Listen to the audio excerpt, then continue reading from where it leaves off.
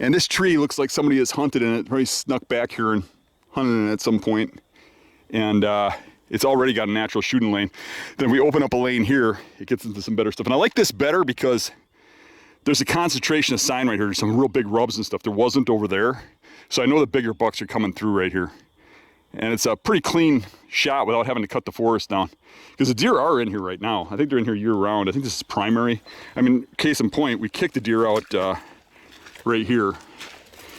You can tell it was fresh because the moss is still impressed. That don't last for over a day, and you can see all the hair. But see how it's impressed? There was one laying right there when we came back here. Which the wind is coming like this, so you can see how he had that against his back. What do you think, Eric? This is your first time back here. This is awesome looking stuff. Take a look at some of these trails. I know they're just... in they are. And all those heavy trails, they do meet right in this natural opening, which is just perfect case scenario, right? Yep. We got wide open shooting, and that's certainly where everything is working through. There's a lot of tamaracks beyond here where deer... But here's the point. If you look at this, this is only about 50 yards wide. On this side, the concentration's over here, right? But this is football shaped, and if you go to the other end of the football, we got the same thing. And then we got some bedding in the cattails beyond. So there's a spot up there we can get a stand. Sure. And then what we can do is we can come through these cattails here on a north wind, and one of us can sit here and one of us over there, and we'll cover this whole thing. And I'd be shocked if we didn't see some deer back here. Yeah, it looks like a great piece of property. This really hasn't been being hunted back here at all. Mm-hmm. Yeah, I think you're sure to see some deer back here. Yeah. Yeah, it looks pretty good. But I'm glad we picked this tree versus that. I like this a lot better with this natural opening here, no doubt. Now, most of what we hunt is public, and this is private. This is my friend's property, but the public starts 50 yards that way. So we're near public, but the advantage here is we can put a stand up here and leave it. And normally I hunt mobile, but we'll hunt this like mobile. We might hunt this once in a year, twice in a year, but we get to leave a stand here. It's kind of like what we had at Dave's, you know, to some degree. Right, right. And we're helping son set up some stands over on the mainland with some food plots and stuff and some cameras. And I am absolutely positive he will slam a good buck back there. Yeah, it looks good. Yeah. No doubt about that. There's some promise here. All right, well, let's set up this stand. I think this is one good spot. Yeah, this is it. We'll set up this and that one, and then we'll go look at the public. Okay. What do you think of this spot? You're here now. Until we walked in, they're here. There's sign everywhere. It's unreal. The network of trails in here. There's a highway everywhere you look. That's insane. This little tiny tamarack tree is about all we got to work with. As you see, there's a good tree in the background, but it's out of the game. This is where we have to be, and that gives us a shot up there, gives us a shot behind, but most importantly, hits this just pummeled area of bedding and feces and stuff, and over in there and up in here. And this is just gonna be an oasis surrounded by cattails, and they're bedding in here year round. They're even here now when the cattails are knocked down. So what we're gonna do is come in through the cattails this way and straight up the trees. Kind of a roundabout way, but these trails are just insane, just beat into the ground from years and years of use. And nobody's really ever come back here much. Well, I haven't seen a setup in here. It's not a real big island. We kind of been through it already. I haven't seen it. Right, well, this is property and he hasn't been hunting back here. Yeah. What do you say, you hunted it once or twice or something like that? Yeah. I mean, but literally the public is 20 yards from us, right here. Just beyond the bedding. And even in that public, I don't see a tree you could hunt, so why would a guy be hunting there? All right, we're working our way through what is now public property. We just got off a private off of Kurtz, came up with a couple setups, and we started making our way through what looked to be like a good rut funnel. It has a line of timber of tamaracks that kind of connects two mainlands of tamaracks, and there's good cover in here with really high cattails, as you can see over here. Those cattails are going to be 10 feet tall. We have a nice little opening that we were able to find in the middle of this, what we believe is a funnel, which shows some obvious signs, some rubs, some really heavy beat down trails, and we found one of the only trees that we can hunt in here. But seems like a pretty good spot. I think these bucks are certainly going to be running this. We know there's a ton of bedding on this island with those, so I think we should be able to get something through here. And we talked about this a little bit earlier. It's interesting how these deer kind of congregate around these little openings like this. We talk terrain we talk edge and transition all the time, and I don't think anybody ever really thinks about these these small little openings of pockets. Yeah. These deer can travel through here, and typically that's where you find your best setup. Yeah, I don't know how it comes out on camera, but if you look the whole edge of this, it's just real high cattails. This is just an opening in the middle. And for a guy to get back here, number one, this is over a mile. Number two, you got to go through water over your knees. So most people just won't get back here. And talking to the landowner, he was telling us that when he hunts, he never sees people get back this far. They stop well before getting back here because of the water. Yeah, this swamp is typically extremely wet. I know that from experience. I've been in here, Yeah. not quite back here, but just, you know, before gun hunting, meeting up with you, I like to poke around in here a little bit. You know, this is even kind of a land bridge here. This little oasis, you got all kinds of fingers and timber points that come in and out of here both ways. Yeah, and that's what the trees are And doing. all the deer all the bucks running through here would run right through here. I think in rut, this would be incredible. Yep, precisely. Yep, you can almost see it already. You can see that buck coming right down the trail right here. Yeah. And this is really the best rubs we found right in here. There's none right where we're standing, but there's a bunch over here, a bunch over there. You can see a scar right there. You know, and I mean, look at all these trails. These trails are everywhere in here. Yeah, and because this almost forces the deer to be right here. They're not running through that crap. They're not running through that crap. Well, they will on a trail that's already there. Right. But they're not just blatantly going straight through this stuff. So this makes perfect sense for deer to travel through this opening, And when you talk cover. When you talk mature bucks in rut, they're not running through those funnels in open woods, and they're not running through finger points that are with fields on both sides. They're in thick cover, running little open areas like this where people don't go. They're going to be real close to the bedding. They're not going a far distance. Bedding over there 100 yards, bedding over here 50 yards, they're going to go that little distance. That's what they're going to do in daylight. They're not going to run through these open woods. That's the little bucks. That's the 2-year-olds. Right. And I mean, these trees aren't even completely green yet. Once they're green, it's going to be dark in here. It's going to be cool. Yeah. So they're gonna like this, you know, for traveling. Yeah, even most people's setups, if they don't have like a mobile setup, they're not getting in a tree like this. No way. I mean, this is, you know, so most people couldn't even hunt out of a tree in here. Right. I'd be worried about snapping some of these trees in half with a saddle. Yeah. Well, I mean, our equipment's just built for this. So I think I think this we is just great. found that out today when we were setting up one of your old stands. Yep. You almost took a ride. Yeah. We brought in a couple old stands from Dave's place to put on carts, and trying to set them up in these little pine trees like this.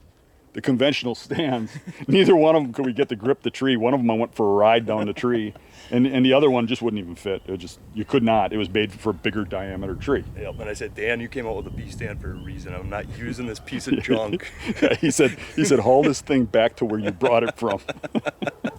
I will gladly carry my B stand in. Right. And it's just, this bed here is just surrounded with rubs, and there's this real heavy trail coming right out of the bedding that's covered with rubs, and then it hits that land bridge that has all that traffic on it, but it's also a land bridge going crosswise, so there's like an X there of 2 land bridges. I think it's an awesome spot. I don't think there's any other tree to get into, and you're covering that union, Yeah, I think, you know, where those 2 heavy trails meet there. I think all this rubbing in here on these beds are probably used pre-rut quite a bit because of the amount of rubbing. And I mean, that bed is pounded, right? There's more beds in these points and stuff and fingers all around here. And I think that spot pre-rut would be pretty damn good. I agree. Yeah, It covers all the movement in here.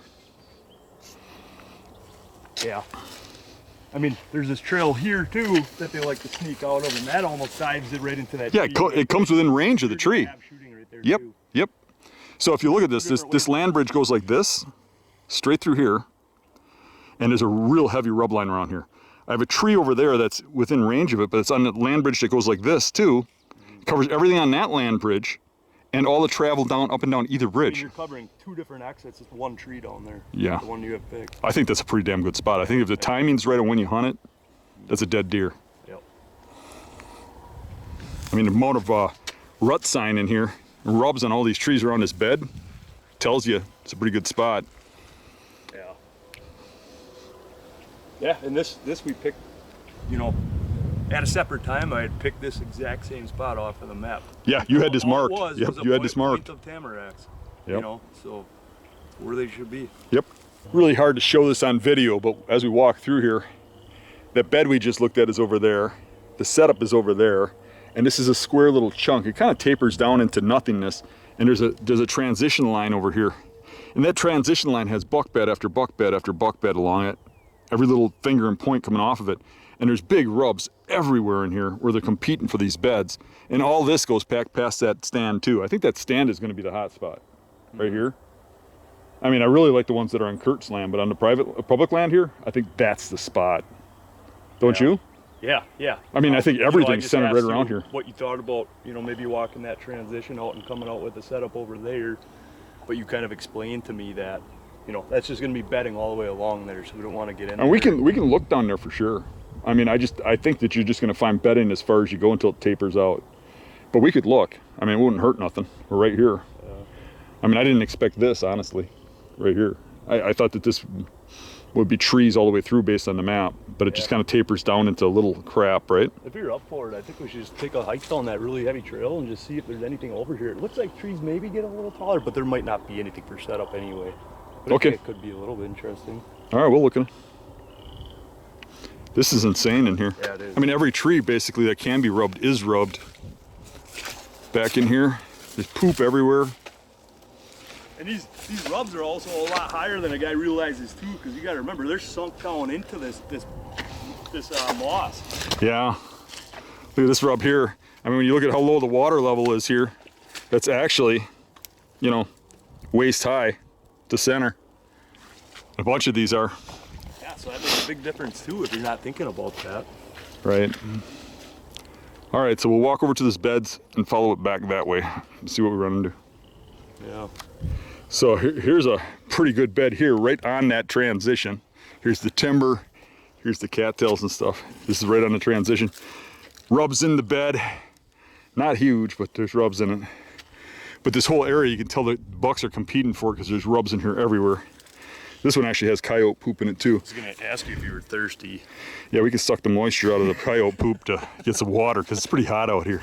But here's that heavy trail Eric was talking about. It runs the transition. So rut, they're probably running this quite a bit actually. But this is right through the bedding area, so it'd be kind of hard. So Eric wants to take a look down here and see if we have anything further down this trail. You know what, I just see a really big historical on that tamarack right in front Oh, of I us see it, there. yep. I just looked down this and I thought maybe it's worth taking a look just a little further, a little bit past where these beds should peter out. Yeah, there could be a trail coming out that way, and this is, obviously this is where the majority of the bucks are in this I saw public. this connecting too, right from where we saw all that deer activity off of the point, Yep. coming through here. There's actually trails coming in here from every direction. Yeah. And they all got rubs on them. But this trail does have some interest to it. I think you're right. So let's just go down there and find out what we find out. This is a pretty heavy trail.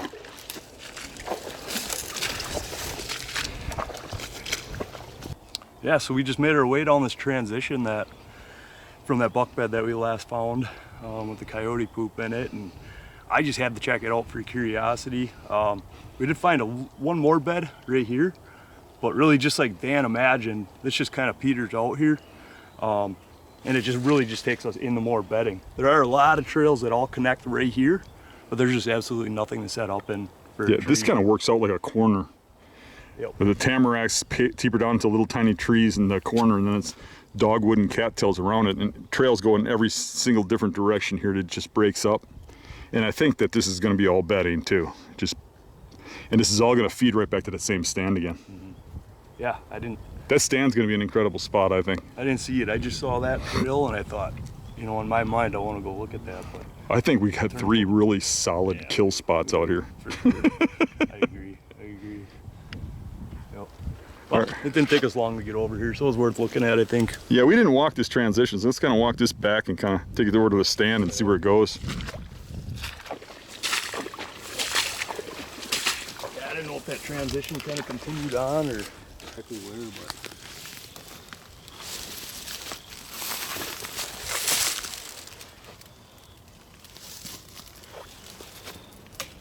Monster turds. A little bed right there. Monster turds? Monster turds.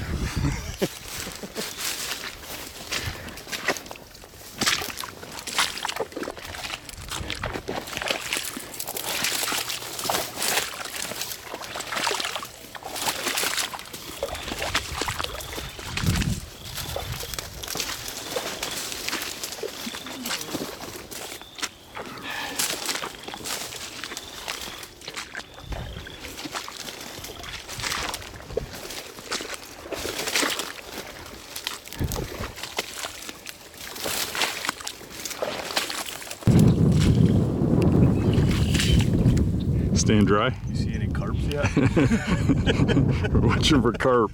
We're literally swimming in a lake right now.